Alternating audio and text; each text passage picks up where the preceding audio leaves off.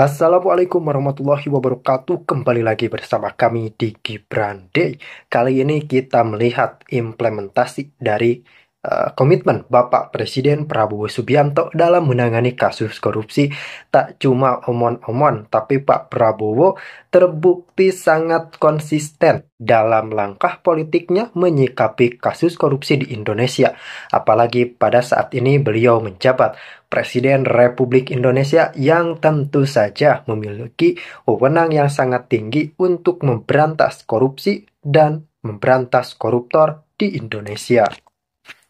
Kali ini kita berbicara terkait Undang-Undang Perampasan Aset, kemudian pemiskinan koruptor, dan yang terakhir adalah vonis kejam bagi koruptor berupa sel khusus bagi koruptor yang berada di pulau terpencil, kemudian sampai ke vonis penghilangan nyawa yang tentu saja membuat para koruptor sangat-sangat panik. Pelaku korupsi benar-benar tidak tenang hidupnya meskipun banyak uang, tapi hukuman kejam dari Pak Presiden Prabowo Subianto terus membayangi, dan ini akan menjadi sebuah momentum yang sangat luar biasa bagi Indonesia, bagaimana di awal kepemimpinan Presiden Prabowo Subianto akan sangat bersih-bersih koruptor, dan inilah yang dinantikan oleh masyarakat Republik Indonesia.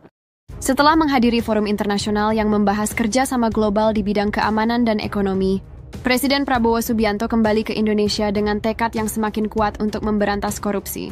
Presiden Prabowo menegaskan bahwa korupsi adalah salah satu ancaman terbesar bagi pembangunan dan kesejahteraan rakyat Indonesia. Namun, upaya Presiden Prabowo tidak berjalan mulus. Salah satu tantangan utama datang dari usulan sejumlah anggota DPR yang mengusulkan revisi regulasi penanganan korupsi, termasuk membatasi kewenangan Kejaksaan Tinggi dalam melakukan operasi tangkap tangan, OTT. Usulan ini menuai kontroversi dan dianggap banyak pihak sebagai langkah mundur dalam perang melawan korupsi. Presiden Prabowo dengan tegas menyatakan bahwa upaya membatasi OTT sama saja dengan melemahkan semangat pemberantasan korupsi. Dalam pertemuan darurat dengan para menteri dan kepala lembaga penegak hukum, ia menginstruksikan agar kasus-kasus korupsi tetap ditindak dengan tegas tanpa pandang bulu. Indonesia adalah negara hukum, dan hukum tidak boleh tunduk pada kepentingan segelintir orang, tegas Presiden Prabowo. Ia juga mengimbau seluruh elemen masyarakat, termasuk DPR, untuk mendukung upaya pemerintah dalam menciptakan pemerintahan yang bersih dan berintegritas. Langkah berani Presiden Prabowo ini mendapat dukungan luas dari masyarakat, meskipun menghadapi perlawanan dari sejumlah politisi yang merasa kebijakan tersebut mengancam posisi mereka. Dengan komitmen yang tak tergoyahkan, ia berjanji akan terus memimpin Indonesia menuju perubahan yang lebih baik, memastikan bahwa keadilan ditegakkan dan kepercayaan rakyat terhadap pemerintah dipulihkan. Buktikan dukungan Anda kepada Presiden Prabowo dengan membagikan video ini. Jangan lupa follow agar tidak ketinggalan kabar terbaru. Eranya udah eranya Prabowo Subianto, ini jangan macam-macam gitu kan. Yang aneh-aneh disikat nih, gitu. Dan Bapak bukan main-main. Dari 16 tahun lalu saya bergerindra, sampai sekarang narasinya sama. Saya berharap bapak-bapak direksi di sini, nauzubillah, jangan sampai suatu saat saya lihat di TV pakai baju orange ataupun rompi pink. Assalamualaikum warahmatullahi wabarakatuh. Selamat siang semuanya. Terima kasih pimpinan yang saya hormati, teman-teman Komisi 6 yang kita semua hormati, juga jajaran direksi dari para BUMN karya-karya yang sudah sejak pagi hadir di sini. Pertama, saya ingin sama seperti yang lain, sebetulnya sudah banyak dibahas oleh kawan-kawan yang lain. Ada beberapa yang menjadi memang catatan saya ketika kita berbicara soal bagaimana kedepannya BUMN karya ini. Soal merger-merger yang dihembuskan atau yang sudah dinarasikan, tentu tadi sudah disampaikan oleh Bang Rizal juga. Kita juga perlu pandangan-pandangan dari bapak-bapak supaya kita bisa mengkomunikasikannya dengan Kementerian BUMN tentunya seperti itu. Plus minusnya seperti apa. Karena kenapa kita menyayangi teman-teman karya-karya? Karena mitra kita tentunya. Nah, untuk itu memang kita juga perlu mendapatkan informasi-informasi yang detail, lebih mendetail seperti apa, plus minusnya dan lain-lain segala macamnya. Agar apa? Komprehensif data yang bisa kita komunikasikan nanti ke depannya. Jadi karena Komisi 6 ini adalah mitra, tidak perlu khawatir, terbuka saja, dan supaya kita juga leluasa dalam mengkomunikasikannya. Kami tidak ingin juga ketika misalnya ada BUMN yang sehat, yang sedang bagus, tiba-tiba dipaksa harus merger, kemudian malah jadi berantakan ke depannya. Kemudian tadi sudah disampaikan juga oleh banyak kawan-kawan terkait dengan vendor atau kreditur yang memang masih menjadi isu terkini terkait BUMN karya-karya ini.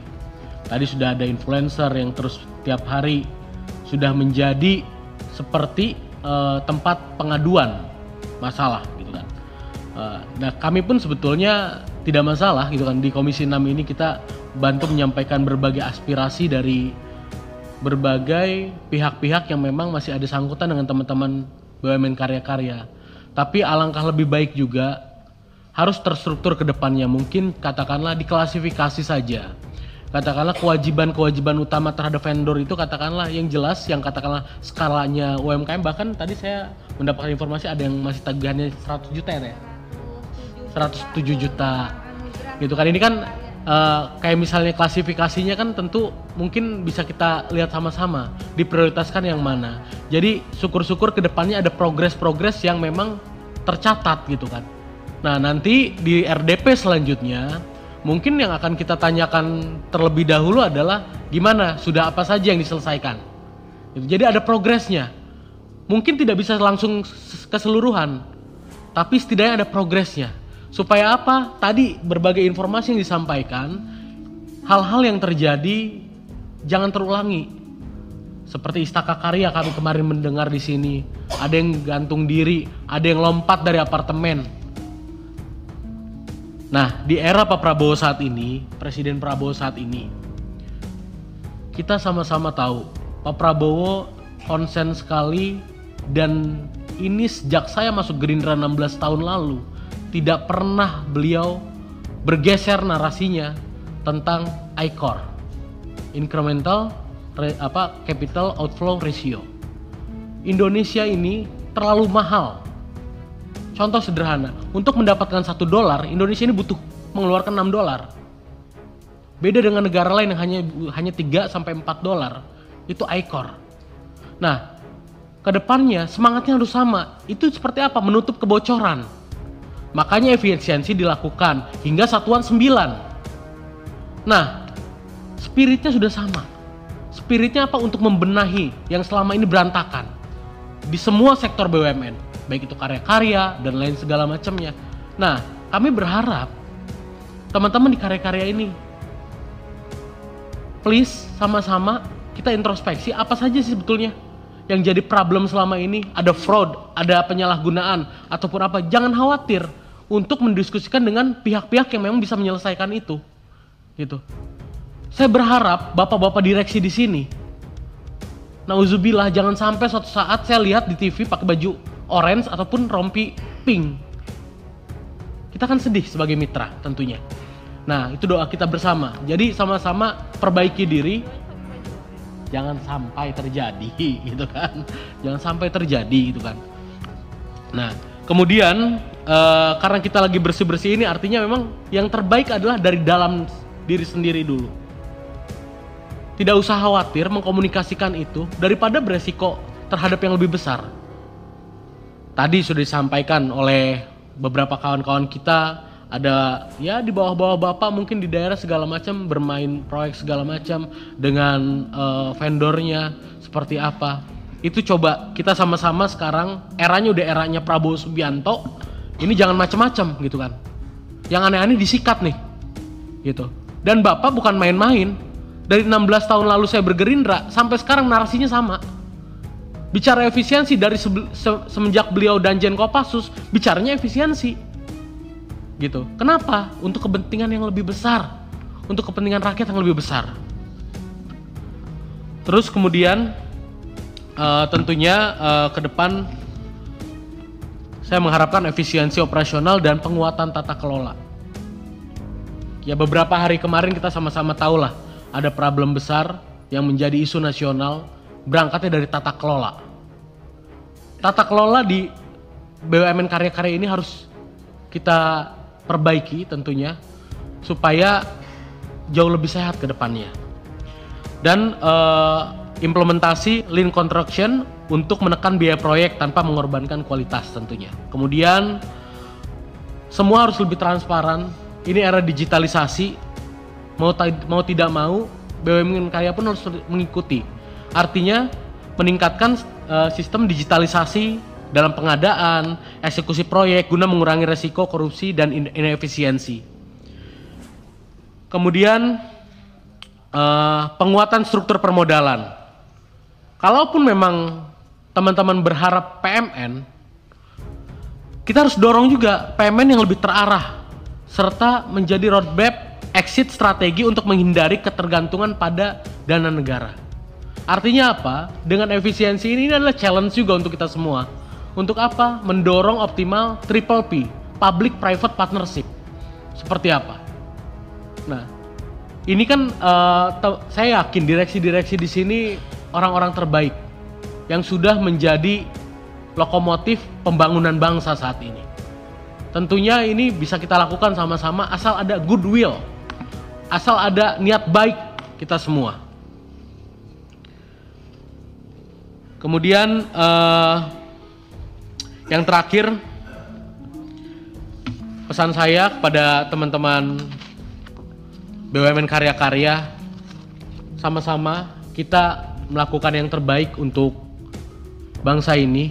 Banyak sekali proyek-proyek yang mungkin katakanlah masih menjadi PR yang mungkin teman-teman ketika disampaikan penugasan itu keberatan. Tidak usah ragu katakanlah mengkomunikasikan itu. Jangan iya-iya tapi ujungnya berantakan.